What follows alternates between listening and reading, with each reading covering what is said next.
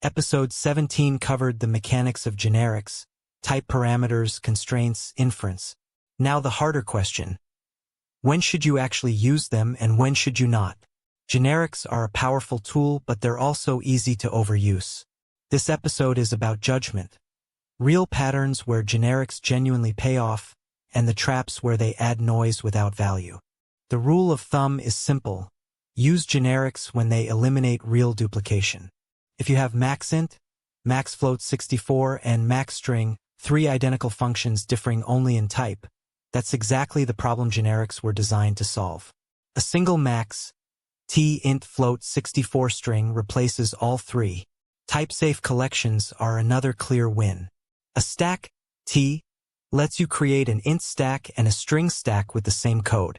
Without generics, you'd either duplicate the struct or lose type safety with interface, where generics don't belong, when a single concrete type is all you need. If you write a function that only ever operates on integers, parameterizing it over int adds brackets without value, just use int. When behavior varies by type, when each type does something different, that's what interfaces are for, not generics. And never wrap a function that already accepts any. Writing a generic print any that calls fmt println v is pure noise. Always prefer specific constraints over any. The constraint is documentation. It tells the reader exactly what properties t has and what operations are valid. Comparable says, this is used for lookup. Int float64 says, this is numeric and arithmetic will happen. Any says nothing. Beyond documentation, specific constraints enable operations. If you write func add any a bt t return a plus b, it won't compile. The operator plus isn't defined on any. You need int64 float64 to unlock arithmetic. The compiler isn't being pedantic. It's enforcing that your function actually works for whatever t you're claiming to accept.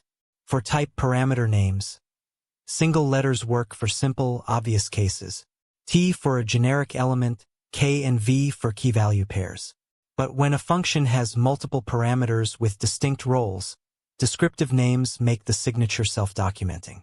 Group by key comparable, value any tells you immediately what each type parameter represents. You don't have to read the body to understand the function's contract. The queue and set are the canonical generic container patterns in Go. A queue is FIFO. Enqueue appends to the back, dequeue removes from the front. The dequeue return signature, t, bool, follows the same idiom as map lookup. Zero value plus false when empty. This consistency means callers already know how to handle the result without reading documentation. A set requires t-comparable because it uses a map internally. Map keys must be comparable. The internal representation is map t-struct, a map to the empty struct, which takes no space. Add has delete, and len give you the full set API with compile time type checking. No interface, no type assertions, no runtime panics from wrong types. Both containers work for any appropriate type. Q, int, Q, string, Q, task, set, string for deduplication, set, int for membership testing. The type parameter is specified once at instantiation and enforced everywhere. Map utilities are a perfect fit for generics.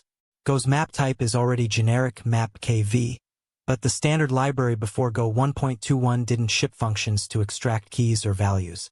With generics, you write them once. Keys, k comparable.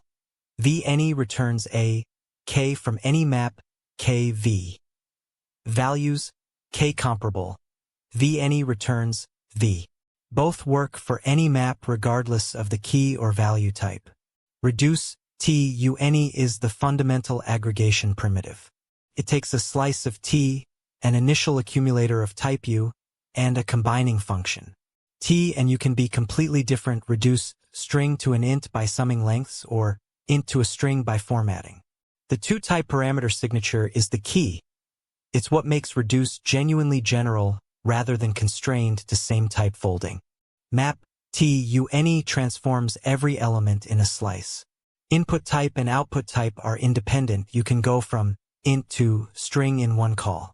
It preallocates the result with make, OU, lens, single allocation, no append growth. Filter TNE returns a subset of the slice where the predicate holds. Because we don't know how many elements will pass the filter, we use append and let the slice grow naturally. Partition TNE is filter extended to produce both halves. Instead of calling filter twice, once for matching, once for non-matching, partition makes a single pass and returns both slices. Two filter calls would scan the slice twice and allocate two intermediate results. Partition is cleaner and more efficient. These three functions cover the majority of slice transformation needs. Map to transform, filter to subset, partition to split. Chain them together and you have a composable data transformation pipeline with full type safety.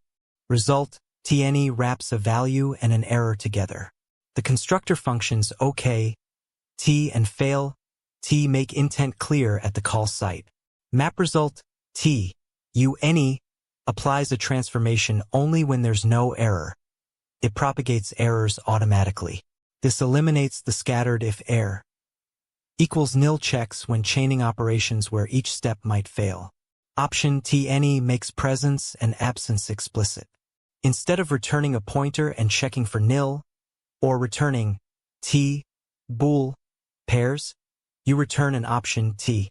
Sum, V, signals a value is present. None, T, signals explicit absence. Unwrap gives back the T, bool, pair for the caller to use. Neither pattern is idiomatic go for every situation. The language already has error returns and pointer nil conventions. But for pipelines and functional style code, these types can make the flow significantly clearer. The decision between generics and interfaces comes down to one question. Does the behavior vary by type? If each type does something different, circle. Area computes pyr superscript 2. Rect area computes WH. That's exactly what interfaces model. Interfaces are open. Any type that implements the method satisfies the constraint, including types defined after the interface. That's what you want for extensibility. If the algorithm is identical for every type and only the type changes, chunk, int, 2, and chunk, string 2, do exactly the same slicing, generics are the right tool. The logic is uniform. Only the type differs. Generics give you that with compile time type safety and zero runtime dispatch overhead. The practical rule. If you'd write a switch V equals V type, just to do the same thing for each case, use generics. If each case does something different, use an interface. Generic functions have no runtime overhead compared to handwritten concrete functions. The compiler uses a technique called stenciling. It generates type-specific code for each concrete TUUs. Some int produces machine code identical to a handwritten some ints. No interface dispatch, no boxing, no type assertions. Go's implementation uses GC-shape stenciling. Types that share the same memory layout share generated code. This limits binary size growth compared to full monomorphization. But binary size does grow as you instantiate more unique types, and compile time increases as the compiler does more type checking and code generation per package. The readability trade-off is real. Func T constraint is harder to scan at a glance than Func V int. Generics aren't free in cognitive cost even when they're free at runtime. Generics earn their place when they eliminate type duplication while preserving type safety. The patterns that consistently pay off, uniform algorithms across types, type-safe containers, transformation utilities. The anti-patterns, single-type wrappers, behavior varies cases that belong to interfaces, wrapping functions that already accept any. Prefer specific constraints. Use descriptive type parameter names when the role matters. Remember that interfaces handle open extension, generics handle uniform logic. Next episode, writing tests in Go, the testing package, table-driven tests, and how Go's built-in tooling makes testing a first-class practice. This course is based on the complete guide to Go programming, available on Apple Books and Amazon. Find it at pixelstech.net/book. See you in episode 19.